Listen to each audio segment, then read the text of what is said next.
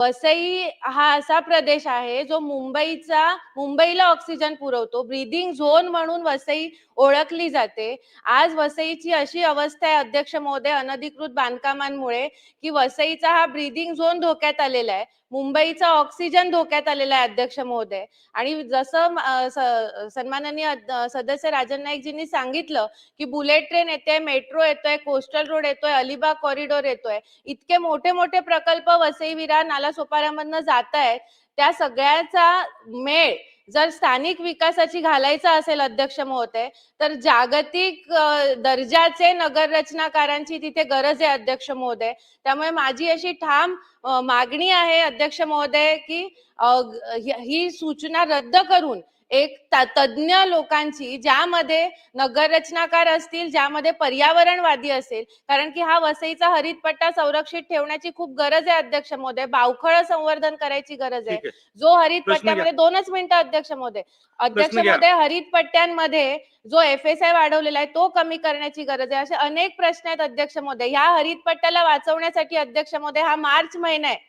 2010ला 5 मार्च 2010ला आम्ही अमानुष लाठी हल्ला झेललाय अध्यक्ष महोदय वसईकरांनी. असंख्य वसईकरांनी रक्त सांडलेलं आहे. माझी या शासनाकडे विनंती आहे की आमचं हे सांडलेलं रक्त वाया जाऊ देऊ नका अध्यक्ष महोदय. आम्ही पुढच्या पिढ्यांसाठी हे रक्त वाहिलेलं आहे. तर मला अशी विनंती करायची आहे शासनाला अध्यक्ष महोदय की पुढच्या भविष्यासाठी, येणाऱ्या पिढ्यांच्या 50 वर्षांच्या भविष्यासाठी ही सूचना रद्द करावी आणि तिथे तज्ञ नगररचनाकार, पर्यावरणवादी आणि पायाभूत सुविधांमधले जे तज्ञ असतील अशांची कमिटी करावी आणि आराखडा बनवावा. आणि त्यासाठी एक बैठक मंत्री महोदयांच्या अध्यक्षतेखाली त्यांनी घेतील का, अशी मी त्यांना प्रश्न विचारते अध्यक्ष महोदय.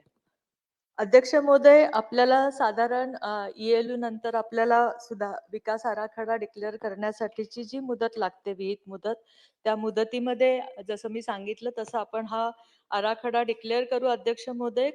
साधारण नोव्हेंबर 2025ला जी सगळी टीपीची टीम दिलेली आहे ती जॉईन झालेली अध्यक्ष महोदय. तर त्यामुळे आपण त्यांच्यावर थोडा विश्वास ठेवून अध्यक्ष महोदय की आपल्याला तो आराखडा तयार करून देतील. त्याचप्रमाणे अध्यक्ष महोदय, जो हायस्पीड रेल्वे किंवा बुलेट ट्रेनचं जे होतं ते आपण या DP मध्ये सगळं समाविष्ट केलेलं आहे आणि त्याप्रमाणे त्याच्याच्या अनुषंगाने जे होतील नंतरचे बदल ते आपण रिवाइज DP मध्ये समाविष्ट करू अध्यक्ष महोदय. याच्यामध्ये अजून एक गोष्ट अध्यक्ष महोदय की आपण कन्सल्टंट नेमलेला आहे.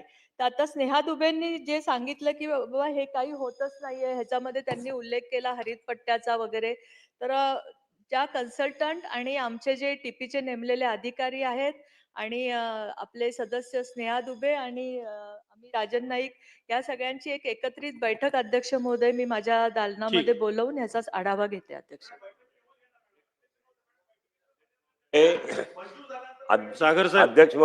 अध्यक्ष महोदय, दोन्ही सन्माननीय आमदारांनी जे विषय मांडलेत ते मी ऐकलेत बाहेर. अतिशय महत्वाचे विषय. आपण वेळ द्या अध्यक्ष महाराज. ह्या लक्षवेधी कशासाठी लागतात? 12 लावा, 15 लावा, पण ज्या लक्षवेधी लागतात त्याचा मार्ग निघायला पाहिजे. एकतर उत्तर सर्क्युलेट झाले नाहीये. म्हणजे सरकारचं नेमकं म्हणणं काय आहे हे कोणालाच माहित नाहीये. नेमकं म्हणणं काय आहे ते तुम्हाला उत्तर आलंय का? आता मिळालं. मला तर अजून मिळालं नाही, मी विचारलं तरी. अध्यक्ष महोदय, मंत्री महोदया, हा फार महत्वाचा सेंटर आहे.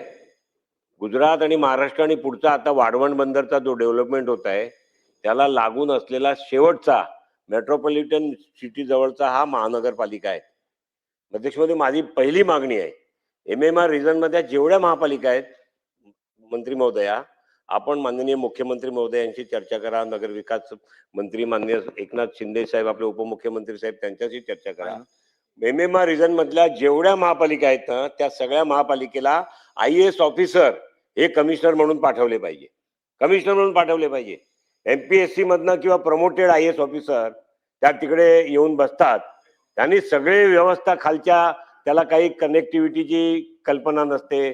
त्याला मुंबई मेट्रोपॉलिटन सिटी बरोबर हे कनेक्टेड आहे. त्याचं काय आता हे 4 म्हणजे मेट्रो, त्याचं पुढे Alibag corridor, industrial corridor, bullet train, अध्यक्ष महोदय, कोस्टल रोड, वाढवण बंदर, एवढा त्या तिकडे डेव्हलपमेंट पुढच्या काळात येणार आहे.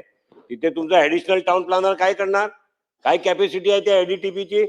अध्यक्ष महोदय, जो अधिकारी एका उप सचिव कक्षाचा लेवलचा अधिकारी किंवा त्याच्याही खालचा अधिकारी तिकडे महापालिकेमध्ये आयुक्त म्हणून बसणार, अध्यक्ष महोदय, त्याला काय कल्पकता सुचणार आहे आणि काय आयडीटीपी आणि दोन्ही ते प्लान डेव्हलपमेंटचा प्लान तिकडे ठेवणार आहे?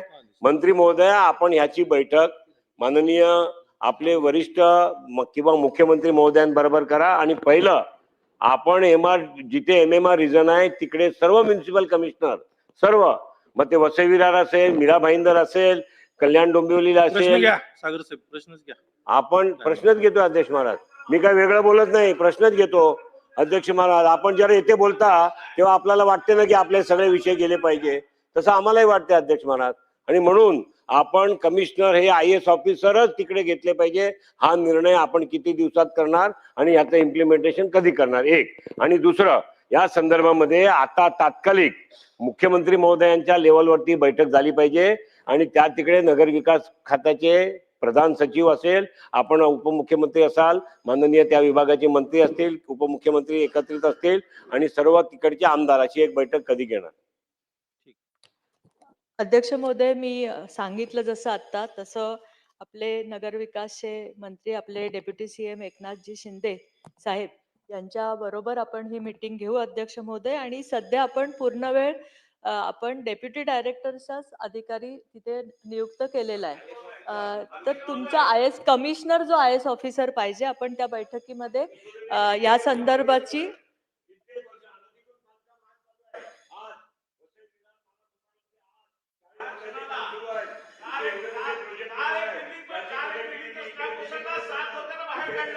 ठीक आहे मंत्री महोदय, आपण कंप्लीट करा. अध्यक्ष महोदय, वसई विरारमध्ये IAS दर्जाचा कमिशनर पाहिजे ही त्यांची सूचना अतिशय योग्य आहे, त्याचा व्यवस्थित विचार केला जाईल. ठीक नाईक साहेब सांगितले, चला पुढे जाऊ. लक्षवेधी क्रमांक 2, नाईक साहेब. लक्षवेधी नाईक साहेब, ही लक्षवेधी जवळजवळ 15 मिनिट चालली आहे. नाईक साहेब, 15 मिनिट चालली पहिलीच लक्षवेधी. ठीक आहे, घ्या. एक फक्त स्पेसिफिक प्रश्न विचारा. स्पेसिफिक प्रश्न विचारतो ना. जे DDP ला प्रॉब्लेम झाला सांगितला, ते जेलमध्ये गेले, काही प्रॉब्लेम झाला नाही. आणि जेलमध्ये जाण्याचं कारण काय की चुकीच्या पद्धतीने काम केल्यामुळे आरक्षित जागेवरती 41 बिल्डिंग झाल्या, त्या पाडल्या कोर्टाच्या आदेशाने पडल्या, त्यामुळे जेलमध्ये गेले. आणि अशा लोकांना जर DP बनवायला देणार असाल तर वसई भविष्य काय राहील साहेब? त्यामुळे वसईच्या भविष्यासाठी, वसईच्या उज्ज्वल भविष्यासाठी चांगले अधिकारी तिथे दिले पाहिजेत. जसं IAS direct promote direct IAS अधिकारी दिले पाहिजेत. आणि DDPचे सगळे टेम्पररी प्रभारी चाललाय, ते बंद केलं पाहिजे कुठेतरी. सांगितलं ना मंत्री महोदयांनी का. आणि बैठक मॅडम तातडीने लावा, ही विनंती राहील. अध्यक्ष महोदय, योगेश सागर साहेब, आपण ज्येष्ठ सदस्य आहे. मंत्री महोदयांनी समर्पक उतरले, बैठकी लावतो म्हणून सांगितलं आणि अधिकारी नेमण्याचंही त्यांनी सांगितलेलं आहे, दोन्ही सांगितलेलं आहे. चला, हा बोला. जरी एक लक्षवेधी झाली तरी चालेल, पण न्याय मिळाला पाहिजे ना, लक्षवेधीला न्याय मिळाला पाहिजे. अध्यक्ष महोदय, जो अधिकारी जेलमध्ये जातो, ज्या अधिकारी डेप्युटी डायरेक्टर टाउन प्लॅनिंगच्या अंतर्गत खोटे नकाशे मंजूर केले जातात, खोट्या सह्या केल्या जातात, अशा पद्धतीने जर खोटे काम करणारे लोक जे डेव्हलपमेंट प्लॅन बनवतात, ते पैशासाठी काय करू शकतात? मंत्री महोदय, जे अधिकारी जेलमध्ये गेलेत तो मुद्दा वेगळा आहे अध्यक्ष महोदय. आता आम्ही जे अधिकारी नेमलेत ते वेगळे आहेत आणि डेप्युटी डायरेक्टर नेमलेत, तो डेप्युटी डायरेक्टर नेमला. आम्ही आता टाउन प्लॅनिंगची टीम दिलेली अध्यक्ष महोदय. त्यामुळे आणि मी परत एकदा सांगते की आम्ही एकनाथ शिंदे साहेबांच्या दालनामध्ये या संबंधीची बैठक बोलवू आणि सदस्यांच्या ज्या मागण्या आहेत माझ्या मते योग्य आहेत, त्या मागण्यांवर आपण तिथे सहानुभूतीपूर्वक विचार केला. ठीक आहे. लक्षवेधी क्रमांक 2.